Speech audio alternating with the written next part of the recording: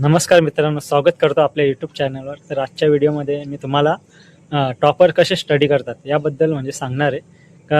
आणि प्राऊडची गोष्ट आहे का, आपल्या मुंबई डिव्हिजनमध्ये एक मराठी मुलगा आहे, त्यांनी म्हणजे माझाच मित्र आहे. तर त्यांना सर्वात जास्त मुंबई डिव्हिजनमध्ये मार्क भेटले आहेत, म्हणजे रँक 1 आहे त्याचा. तरी खूप प्राऊडची गोष्ट आहे. तर त्याच्याकडूनच जाणून घेऊया का त्याने कसा स्टडी केला होता LPसाठी, त्याला ज्याच्याने जास्तीत जास्त मार्क भेटले. तर अक्षय. नमस्कार मित्रांनो, माझं नाव अक्षय सुभाष पाटील आहे. RRB 2024ची जी भरती झाली होती त्यामध्ये माझं सिलेक्शन झालेलं आहे. तर सर्वप्रथम ज्या पण एक्झामची आपण तयारी करतो त्याचा आपल्याला सिलेबस माहीत असणं गरजेचं आहे. जसं आता RRB ALPचा जर आपण विचार केला तर त्यामध्ये सिलेबस काय, मॅथ्स 20 मार्काला आहे, रिझनिंग 20 मार्काला आहे, सायन्स 20 मार्काला आहे आणि GK 10 मार्काला. जर आपण ओव्हरऑल जर विचार केला तर मॅथ्स, रिझनिंग, सायन्स याचं वेटेज खूप जास्त आहे. मग आपल्याला फर्स्ट प्रायोरिटी असली पाहिजे की मला मॅथ्स कम्प्लीट करायचंय, रिझनिंग कम्प्लीट करायचंय आणि सायन्स कम्प्लीट करायचंय. तर तू मॅथ्ससाठी म्हणजे काय केलं होतं, कोणते टीचर, कोणते बुक वापरले होते आणि नोट्स बनवले होते का? म्हणजे असं मॅथ्ससाठी मी आदित्य रंजन सरांची बॅच घेतली होती, त्यातूनच मी प्रिपरेशन पूर्ण केलं होतं. बरोबर. सुरुवातीला आपल्याला हे समजणं गरजेचं आहे की मॅथ्स मध्ये कोणता पार्ट जास्त विचारला होता. बरोबर. मॅथ्स 2 पार्ट मध्ये डिवाइड आहे, अरिथमेटिक आणि ऍडव्हान्स. जर आपण रेल्वेचा जर विचार केला तर 75% वेटेज तर अरिथमेटिकचं आहे आणि 25% वेटेज आपल्या ऍडव्हान्स. मग त्यामुळे आपले फर्स्ट प्रेफरन्स असलं पाहिजे की मला अरिथमेटिक पार्ट आहे तो कम्प्लीट करायचा आहे. आणि ऍडव्हान्स वाला पार्ट तर माझं असं होतं की मी काही टॉपिक 1 शॉट मधूनच केले. जसं जॉमेट्री टॉपिक आहे, आपला चॅप्टर आहे, तो तर मी 1 शॉट मधून केला होता, कारण की हार्डली एखादा क्वेश्चन येतो. बरोबर. आणि बुक्सचा जर झालं तर बुक्ससाठी आपण PYQs रेफर करायचं. म्हणजे जर तुम्ही बॅच घेताय तर फक्त PYQs बुक घ्या. PYQ मध्ये तू कोणते युथ वापरशील का किरण पब्लिकेशन, कोणते यूज वापरले? मी पिनॅकलची घेतली होती. पिनॅकल. हा, ठीक आहे. पिनॅकल पण जे जास्ती म्हणजे ज्या बुक मध्ये जास्ती PYQ दिले असते, जसं किरण पब्लिकेशनचं आहे, 10,000चं मोठं बुक येतं, ते तुम्ही घेऊ शकता. मॅथ्स तसं आहे, जेवढी जास्तीत जास्त तुम्ही प्रॅक्टिस करा आणि स्वतःचे शॉर्ट नोट्स बनवा. म्हणजे जसा मेन्शुरेशन आहे तर त्याचे तुम्ही फॉर्म्युला शीट बनवा. मग ते तुम्हाला लास्ट टाइमला खूप युजफुल ठरेल रिव्हिजन करताना.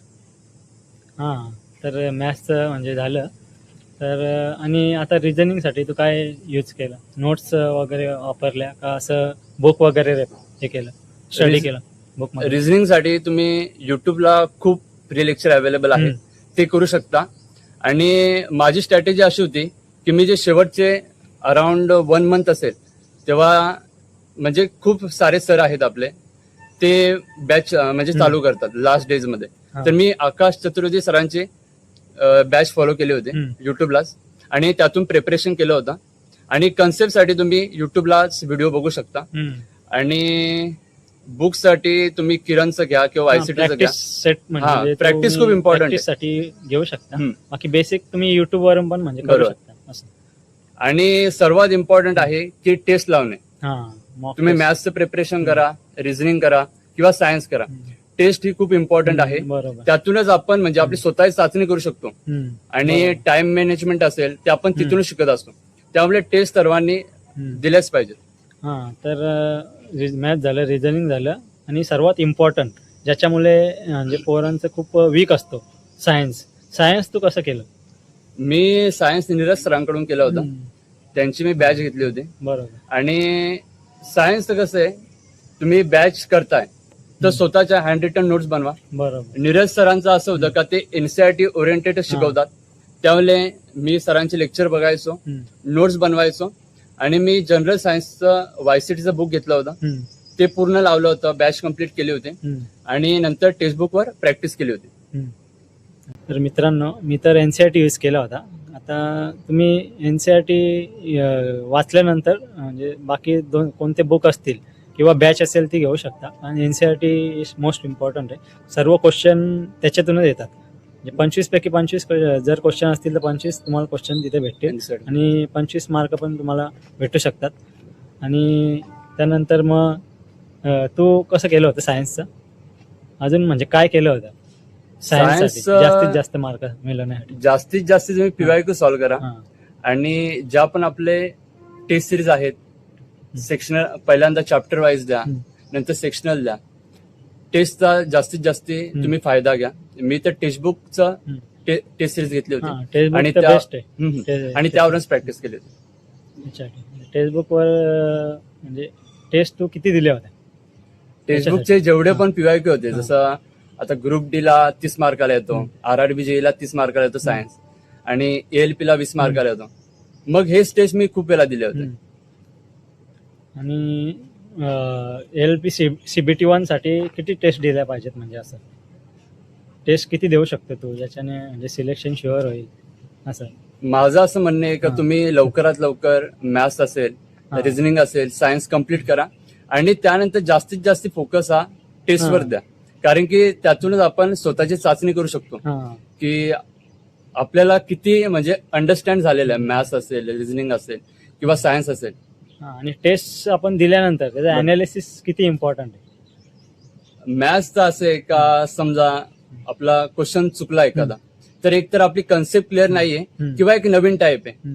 जर कन्सेप्ट क्लिअर नसेल तर तुम्ही त्यांना पुन्हा रिवाइज मारा. जर नवीन क्वेश्चन असेल, नवीन टाईपचा क्वेश्चन आहे, तर तो तुम्ही नोट करून ठेवा. चॅप्टर वाईज तुम्ही नोट करू शकता. नेक्स्ट जेव्हा तुम्ही टेस्ट देतील तर तो क्वेश्चन परत चुकला नाही पाहिजे. बरोबर.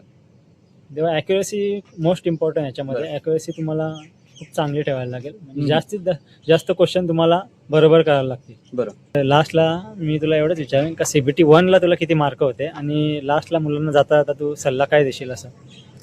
मला CBT 1 ला 75 पैकी मी 61 अटेम्प्ट केले होते आणि त्यापैकी माझे 59 बरोबर आले होते. आणि मला एवढंच सांगायचं आहे का आपली अॅक्युरेसी एक्झाम मध्ये खूप इम्पॉर्टंट आहे. बरोबर. आणि अॅक्युरेसी तुम्ही कुठून मेंटेन करू शकता, तर टेस्ट मधून मेंटेन करू शकता. जेवढे जास्तीत जास्त टेस्ट द्याल तेवढी तुमची अॅक्युरेसी वाढत जाईल. बरोबर. आणि शेवटी एवढं सांगेन की आपण CBT 1 आणि CBT 2 चा विचार केला ALPचा, तर कॉमन सब्जेक्ट काय, मॅथ्स रिझनिंग. तुम्ही मॅथ्स आणि रिझनिंग P-लाच खूप पक्क करून ठेवा, जेणेकरून तुम्ही जेव्हा CBT 2 साठी प्रिपरेशन कराल तेव्हा फक्त तुम्हाला मॅथ्स आणि रिझनिंगचं डेली रिवाइज करत राहावं लागेल किंवा टेस्ट देत राहावं लागेल. आणि आपण आपला फोकस जो आहे तो पेपर B आहे, म्हणजे ट्रेडचे सब्जेक्ट असतात आपल्याला, आणि बेसिक सायन्स आणि इंजिनिअरिंग आहे तिकडे जास्त देऊ शकतो. CBT 2 साठी नंतर व्हिडिओ येईल ही फक्त आता CBT 1 साठीच आपण करतोय ना. तर आणि लास्टला सल्ला काय देशील मुलांना? असं कन्सिस्टन्सी मेंटेन ठेवा अभ्यासामध्ये, आणि रिव्हिजन. रिव्हिजन खूप इम्पॉर्टंट आहे. आणि शॉर्ट नोट्स जर तुम्ही बनवल्या मॅथ्स, रिझनिंग आणि सायन्स साठी, तर खूपच तुम्हाला त्या फायदा होईल. जसं सायन्स साठी तुम्ही फ्री रिव्हिजन बॅच आहे परमार सरांची, ती रेफर करा. त्यातून तुमचे शॉर्ट नोट्स तयार होतील. आणि जे काही नवीन क्वेश्चन भेटतील तुम्हाला PYQ मध्ये, ते शॉर्ट नोट्स मध्ये ऍड करत राहा किंवा नोट्स मध्ये ऍड करत राहा आणि जास्तीत जास्त रिवाइज करा. तर अक्षयचे पण मी धन्यवाद देतो का त्यांनी व्हिडिओमध्ये म्हणजे खूप असं चांगलं मुलांना सपोर्ट केलं. याच्याने तुम्हाला जे पुढे भरती येईल ALPची त्याच्या गायडन्स म्हणजे भेटलं का, कसं स्टडी करायचं, टॉपर लोक कसे अभ्यास करतात, ज्याच्याने तुम्हाला म्हणजे मार्कच जास्तीत जास्त त्याच्यामध्ये काढता येतील. आणि मी एक सांगेन तुम्हाला का तुम्ही क्वालिफाय होण्यासाठी स्टडी नका करू, तर लास्टच्या जे मेरिटमध्ये आहे ना त्याच्यामध्ये बसण्यासाठी स्टडी करा. कारण असे आता आम्ही खूप पोरं बघितले जे लास्ट पण आले आणि लास्टच्या मेरिटमध्येच म्हणजे उडून गेले, तर असं याच्याने खूप म्हणजे हर्ट होतं.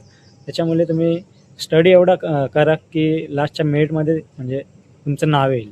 तर आजच्या व्हिडिओमध्ये एवढंच. भेटूया आता पुढच्या व्हिडिओमध्ये. धन्यवाद.